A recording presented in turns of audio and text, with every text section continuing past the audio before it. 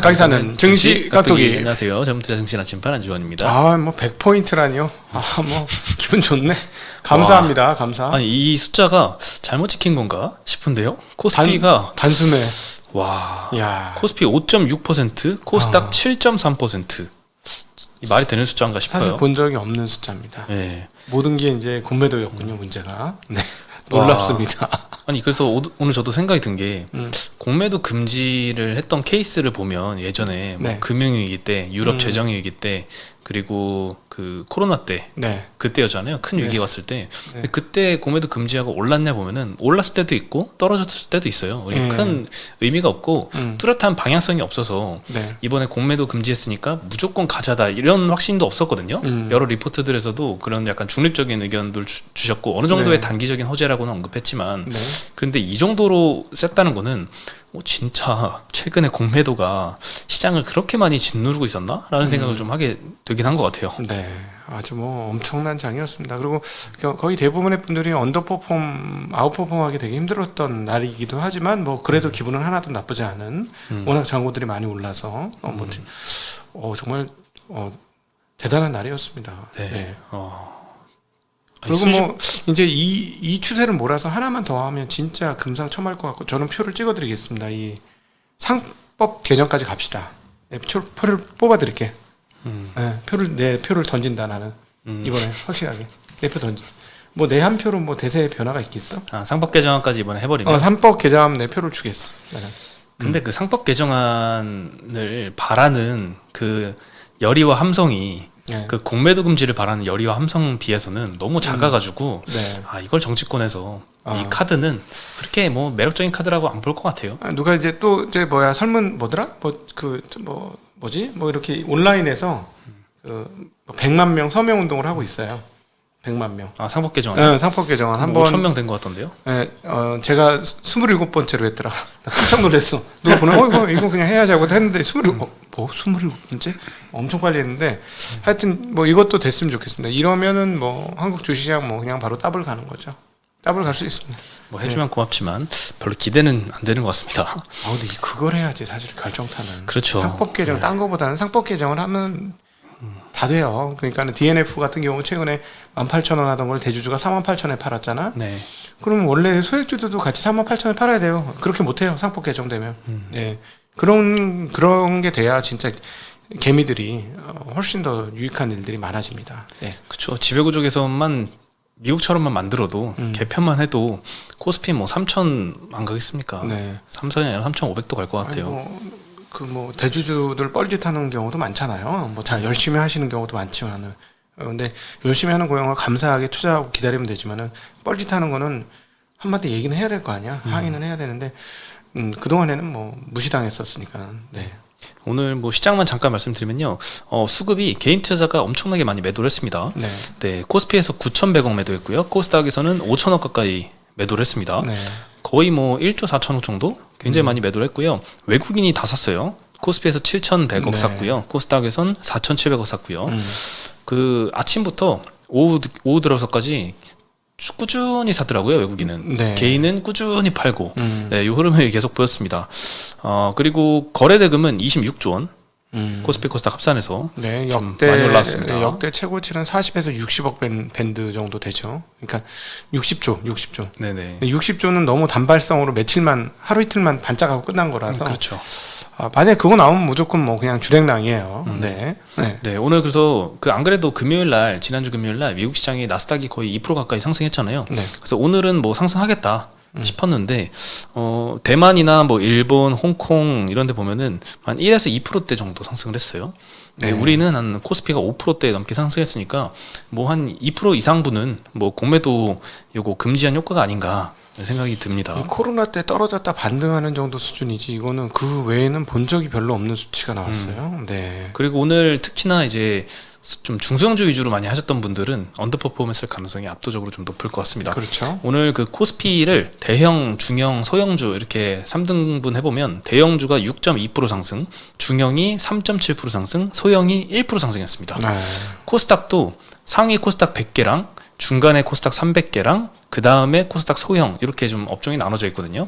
각각 13%, 3%, 1.3%. 압도적으로 코스피 코스닥 어. 둘 다 이 대형 업종 대형주 위주의 상승세가 너무나 두드러지게 좀 나타났습니다. 네.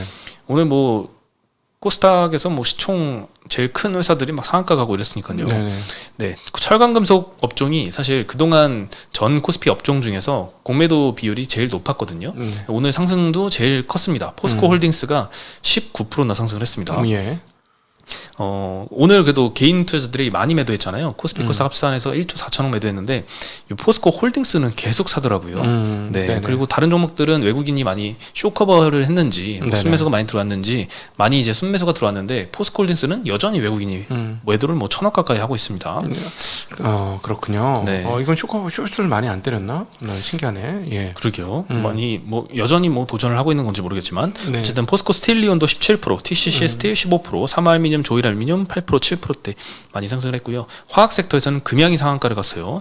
이수 스페셜티 케미칼은 24%, 코스모화학 20%, 뭐 SK 이노베이션이 13%대 오르고 다 막 두 자릿수가 너무 많습니다. 그야말로 2차 전지의 날이었습니다. 예. 네. 전기전자에서도 삼성하이닉스보다 포스코 퓨처엠이 상한가를 가면서 이 큰 회사가 상한가를 갔습니다. 물론 이제 고점 대비해서 많이 떨어지긴 해서 오늘 상한가를 가도 그래도 갈 길이 멀긴 하지만 그래도 엄청난 시총을 가진 기업들인데 네, 에너지앤솔 같은 경우도 사실 100조짜리에 육박하는 기업인데 네. 20% 넘게 상승했다는 건 참 100조 이상의 회사가 20% 넘는 거 보는 건 참 보기 드문 일이에요. 그렇죠. 예, 한국에서는. 네. 근데 보기 뭐, 드문 일이 벌어진 거죠. 뭐 애플 같은 거 뭐 이런 것들은 아마존 이런 것도 아마 하루에 10% 변동도 있고 하잖아요. 별로 없는데. 네. 별로 없지만 그래도 네. 생각보다 간간히 이렇게 보이는데 네. 우리나라에서는 뭐 거의 잘 안 보이죠. 거의 처음 보는 것 같은 느낌이에요. 그러니까 아주 특색 있는 날이었습니다, 오늘이. 네. 예. 그리고 2차 전지 업종이 아무래도 제일 공매도에 많이 시달려서 그런가 제일 많이 올랐습니다. 그렇죠. 운수창고 업종에서도 뭐 해운주들 많이 올랐고요. 증권주도 많이 올랐습니다. 키움증권이 오늘 10%나 상승했어요. 미래에셋이 9% 가까이 상승했고 삼성증권 5%, NH 4%대, 증권주도 다섯 번째로 많이 상승했습니다. 진짜 울며 씨를 뿌리는 자는 기쁨으로 거두리라는 말이 있는데 지난 떨어질 때 막 사면 떨어지고 사면 떨어지고 해서 막 울었는데 오늘 수익 많이 올라왔더라고. 정말 그때 그 현금은 똑 떨어졌잖아요. 그래서 저는 개인적으로 현금을 계속 조금씩 더 확대를 하고 있습니다. 원래 느리기 때문에 굉장히 조금씩. 네. 네. 그리고 오늘 좀 특이했던 거는 그 동시호가 때까지는 뭐 한 별로 상승 안 했는데 갑자기 종가에 VI 걸리더니 막 엄청 상승해가지고 끝나고 이런 것들이 꽤 많았어요. 많았어요. 지금 종가 데이터가 깜짝 놀랄 정도 데이터가 나온 거죠. 예, 코스피도 원래 5.7%, 5.6% 이렇게 상승이 아니었거든요. 그럼요. 한 4% 정도 상승이었는데 갑자기 이제 3시 반 되니까 네. 너무 차이가 커졌습니다. 네. 삼성전자도 0.7% 오르다가 3시 20분까지는 동시효과 끝나더니 갑자기 2% 상승. 근데 이거는 좀 너무 급하게 오른 것 같아. 약간 이렇게 하면 마지막 발상 구간 이런 경우가 있잖아요. 지난번에 60조 거래됐을 때도 그랬고. 그래서 조금 우려되는 부분도 있어요. 예. 그러니까 그 부분 좀 조심해야 될 거야. 너무 좀 레인지를 벗어난 폭발력이에요. 이거는 보통은 피크에서 나오는 현상들인데 물론 이거는 이제 이슈 때문에 이렇게 된 거긴 하지만 만약에 나중에 또 한 번 이런 식의 어떤 급등과 거래량 폭등이 같이 나온다면 고점 신호로 보셔야 될 것 같습니다. 그거는. 네. 네, 특히 뭐 삼성화재가 제일 컸던 것 같아요. 동시효과 전에는 뭐 0.8% 오르다가 갑자기 5.8%. 삼성화재도 작은 종목이 아닌데 그렇죠. 갑자기 5%나 급등해서 끝났고요. 이게 보통 이제 선물 옵션 만기일 때 간혹 나타날 수 있는 현상인데 그런 날도 아닌데 이렇게 많이 올랐던 거는 그것도 외국인이 많이 매수를 했거든요. 네. 쇼커버도 좀 있겠지. 뭐 쇼커버에다가 뭐 포먼지, 네, 어쨌든 많이 종가에 많이 베팅을 했습니다. 네. 네, 전일 공매도 상위를 보면요, 얼마나 당황스러울까요? 이 공매도를 많이 전일에 쳤는데 네. 갑자기 주말에 공매도 금지를 함으로써 너무 갑자기 편차가 커졌는데 에코프로 BM이 제일 많이 공매도가 금요일에 나왔습니다. 730억 규모로 나왔고요. 네. 에코프로가 650억, 포스코 퓨처엠 330억, 삼성전자가 480억, LG엔솔 430억, 포스코홀딩스, 하이닉스, LNF 순서인데 뭐 삼성전자, 하나만 안 하이닉스 올랐네. 요거 두 개 빼고는 다 2차 전지예요. 근데 하이닉스는 그래도 오늘 반등이 많아서 2차 연중 최고치 근처예요. 근데 삼성전자 하나도 안 올랐잖아. 삼성전자 그래도 종가에 종가에 올랐구나. 2% 올랐어요. 종가에 오른 거구나. 네. 하나도 안 올라. 장중 내내 제로였거든. 마이너스였다가 제로였어요. 장중 내내. 플러스로 잠깐 전환했었는데 네. 동시효과 끝나고 나니까 갑자기 막 2%로 끝났어요. 그래서 지수가 더 올랐군요. 네. 네. 그래서 공매도가 아무래도 영향이 굉장히 컸던 것 같습니다. 네.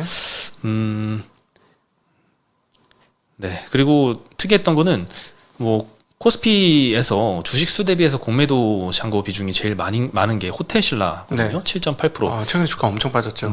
두 번째가 롯데관광개발이었고 세 번째부터 이제 SKC, 후성 이렇게 2차전지 종목들 나오기 시작하는데 호텔신라는 별로 안 올랐어요. 5.8%? 이것도 2차전지 급등한 거 비해서는 5.8% 공매도가 제일 많았던 그래도 기업인데 네. 생각보다 네. 2차전지로 수급이 다 쏠렸다. 네, 호텔신라는 그렇게 쇼커버가 급하지 않은가 봐요, 외국인들이. 네, 2차전지를 굉장히 많이 쇼커버한 것 같습니다. 심지어 LNF도 25% 정도 종가로 끝났는데 네. LNF가 사실 장중에 실적 발표를 했거든요, 낮에. 근데 어닝 쇼크를 냈어요. 영업이익이 컨센이 280억인데 147억 나왔습니다. 네. 물론 순이익은 잘 나왔지만 보통 영업이익으로 주가가 많이 움직이긴 하는데 잠깐 흔들리더니 바로 반등을 해가지고 상승세를 꾸준하게 유지를 해서 네. 와, 참 2차전지 오늘 세다라는 생각이 좀 많이 들었습니다. 네. 네, 그리고 로봇주들도 좀 반등 많이 했습니다. 뭐 레인보우 로보틱스도 14%대 상승했고요. T로보틱스, 두산도 두 자릿수로 상승을 했습니다. 네. 의료 AI가 생각보다 못 올랐어요. 사실 많이 떨어졌던 것들, 특히 성장주들이 오늘 많이 급등하기도 했는데 루닛은 2%대 상승했고요. 뷰노가 6% 상승, JLK는 거의 보합이었습니다. 예. 그리고 뭐 아이센스, 클래시스, VT, 비올 이런 피부 에스테틱 주들은 오늘 좀 하락을 해서 끝났고요. 네. 중국 소비주도 좀 많이 올랐습니다. 아모레퍼시픽이 7%대 상승했고요. LG생건이 6%, 롯데관광개발, 뭐 GKL 이런 데가 7%씩 상승을 했습니다. 사실 과거 같으면 이 정도는 떡상이면 떡상. 진짜 이 주식들 그렇게 많이 안 오르는데. 네. 예. 그리고 심지어 이제 금융주는 그 금감원에서 굉장히 뭐 너네가 삼성, 현대차보다 돈 많이 번다며 그러면서 횡재세 뜯는 이런 이슈가 나왔음에도 불구하고 종가로는 엄청 많이 올라서 끝났습니다. 네. 하나금융지주가 5% 상승했어요. 신한지주, KB금융, JB금융, 우리금융 다 막 3에서 6% 사이로 네. 많이 급등해서 끝났습니다. 장중에 약했는데 종가로는 굉장히 셌습니다. 이것도 그러면 좀 공매도 영향을 좀 받았나 보네. 사실 공매도 영향을 받은 건 아닌 것 같은데 네. 오늘은 그냥 네. 지수를 산 건지 한국을 그러니까는 뭐 이렇게 뭐 예를 들어 선물 매수라든가 이런 것들에 서 프로그램 매수 같이 들어갔다 종가에 뭐 이런 개념인 거죠. 네. 사실 그냥 생각해 보면 외국인들 입장에서는 이제 롱숏 플레이어들이 많아서 이렇게 숏을 못하게 금지하면 이제 숏 청산하고 이제 롱도 이제 안 해버리고 하니까 오히려 외국인 수급이 빠져나갈 거다 이런 걱정을 좀 많이 했잖아요. 네네. 근데 이제 공매도 많이 쳤던 것들은 쇼커버 한다라고 이해를 할 수 있지만 그 이외의 종목들도 오늘 많이 급등했던 거는 네. 분명히 외국인 수매수가 많이 들어왔는데도 그런 거는 조금 이상한 것 같아요. 전반적으로 좀 많이 산 것 같습니다. 네. 네. 그리고 환율도 뭐 오늘 그 원화가 드디어 1,300원이 깨지는 네. 아주 그 강세를 보여주고 있습니다. 네, 1297원으로 네. 한 2% 정도 음. 원화 약세로. 진짜 얼마 만에 보는 1,200원대냐? 원화 강세죠. 네. 원화 강세. 얼마 만에 보는 1,200원대인지 모르겠어요. 네. 그러게요. 너무 오랜만이고. 네. 그리고 오늘 하나증권에서 과거에 이제 공매도 금지 기간 때 어땠느냐라고 이제 증권업 쪽 담당하시는 분이라서 증권업 위주로 좀 써주셨는데요. 과거 공매도 금지했던 기간에는 증시 하방을 지지하고 그다음에 거래 대금이 좀 많이 늘었다라고 언급을 했습니다. 네. 2008년, 2011년, 2020년도 각각 이제 공매도 금지했던 사례가 있는데 일평균 거래 대금이 17%, 4%, 178% 증가를 했다고 합니다. 특히 이제 코로나 때 거래 대금이 굉장히 많이 늘었네요. 이번에도 뭐 거래 대금이 증가함으로써 그 증권사의 특히 브로커리지 수수료가 많이 증가할 것이다 라고 전망을 하면서 키움증권이 오늘 상승한데도 가장 영향을 줬던 것 같습니다. 키움증권은 또 이제 증권사들 중에서 공매도가 또 제일 많아요. 시총 대비해서 공매도 잔고가 한 1%, 삼성이 0.7%, 한국금융지주가 0.5%. 뭐 원래 워낙 많은 종목들보다는 적긴 하지만 네. 그래도 키움증권이 최근에 이제 영풍제지 이슈도 있었고 해가지고 공매도가 좀 많이 늘어났던 것 같습니다. 근데 키움증권이 첫날에 그 영풍제지 그 사태 터진 날 첫날에 마이너스 24% 갔잖아요. 네. 지금 몇 프로 올랐을까요? 바닥 대비해서? 한 15%좀 올라지 않았을까요? 24% 올랐습니다. 다 올랐네. 24% 떨어지고 24% 올랐어요. 네. 물론 그 직전 주가보다는 한 5% 떨어진 상태긴 합니다. 예. 근데 이제 시가총액으로 보면은 예전에 미수금 5천억 있었고 요거 다 날린다고 생각해도 좀 과도한 하락이라고 했었잖아요. 이게 네. 미수금 5천억 다 잃으면 자기 자본 5천억 줄은 건데 그러면은 이제 PBR이 0.6배 정도 되니까 네. 한 자기 자본 한 시총으로 해서 한 시총이 6천억 가졌거든요. 네. 그 말은 자기 자본을 거의 1조 원 가까이 날린 거를 반영을 한 게 이제 마이너스 24%라는 하락폭이었는데 오늘 다 반등해서 결국 다시 하락전 기준으로 계산해 보면 시총이 한 1,300억 정도 감소한 수준입니다. 예. 네, 근데 영풍재지는 결국 이제 거의 건진 게 없게 됐죠. 4천억 이상의 손실이 아마 난 것 같은데 그 생각보다는 이제 영풍재지 그 이슈로 인한 하락은 전부 다 커버하고도 더 많이 상승했다라고 볼 수 있을 것 같습니다. 네. 굉장히 단기간에 일어났던 일인 것 같아요. 네, 그리고 주식 양도세 한도를 상향시킨다는 이런 이슈도 지금 열심히 추진하고 있는 것 같습니다. 대주주 양도세지 정확하게는. 네, 대주주가 지금 양도세에 해당되죠. 네. 정부하고 여당이 같이 추진하고 있는데요. 종목당 10억 원 이상 그리고 네. 코스피는 지분율 1%, 코스닥 지분율 2% 이상이 현재 이제 대주주에 해당이 되고 이들은 이제 양도세를 내야 되는데 네. 이 요건을 15억에서 20억까지를 상향을 시킨다고 합니다. 네. 예전에 윤석열 대통령이 양도세를 아예 폐지하는 걸로 네. 공약을 내세웠었는데 아예 폐지보다는 그냥 양도세 한도 상향이 훨씬 더 현실적인 대안이다라고 판단을 하는 것 같습니다. 연말까지 확정 지을 예정이라고 하니까 주식을 많이 하시는 분. 근데 사실은 뭐 20억쯤 되면은 일반인들은 별로 관련 있는 사람은 좀 극소수밖에 없을 거예요. 네. 그렇죠. 직접적으로 네. 내가 양도세 해당되는 사람은 적을지언정 네. 이 주식 많은 사람들이 10억에서 20억 사이로 갖고 있는 사람들은 이제 안 팔아도 되잖아요. 그렇죠. 네. 네. 그러니까 그 매도 물량이 조금 적게 나오는 수혜는 같이 볼 수 있다. 주변에서 좋다 그러더라고 다. 네. 좋다고. 부자들이 만약에 많은가 봐요, 주변에. 아니 몇 명 있는 거지 몇 명. 많진 않은데 하여튼 막 이러면서 근데 이게 어떻게 처음엔 잘못 돌았냐면 수익 10억 수익 20억 이런 식으로 얘기하더라고. 그래서 무슨 말도 안 되는 소리냐고. 수익 20억 하는 사람이 어딨냐고. 거의 없는데. 그렇게 잘못 돌았어요, 이야기? 약간 그렇게도 이해를 하는 거예요. 근데 사람들이 이제, 아니다. 그건 저기 대주주 요건이다. 예. 그래도 뭐 10억에서 20억 되면 완전히 줄어듭니다. 제가 보기에는 대상이. 그게 점점 그 차이가 커요. 네. 그래서 한 종목당 10억 이상 20억 사이로 있으신 분들은 축하드립니다. 네. 네. 그리고 뭐 오늘 사실 종목 이슈가 별로 없어요. 이렇게 시장 이슈가 그냥 공매도에서 다, 너무 흔들렸기 때문에 네네. 종목별 이슈는 딱히 없습니다. 네. 네. 뭐 시장에 이렇게 영향을 끼친 것 같지도 않고 악재가 나와도 덤덤했고 호재가 나와도 그것 때문에 오른 건 아닌 것 같고 다만 뭐 종근당만 기술 수출 이슈가 있어가지고 오늘 26%나 급등해서 끝났네요. 네.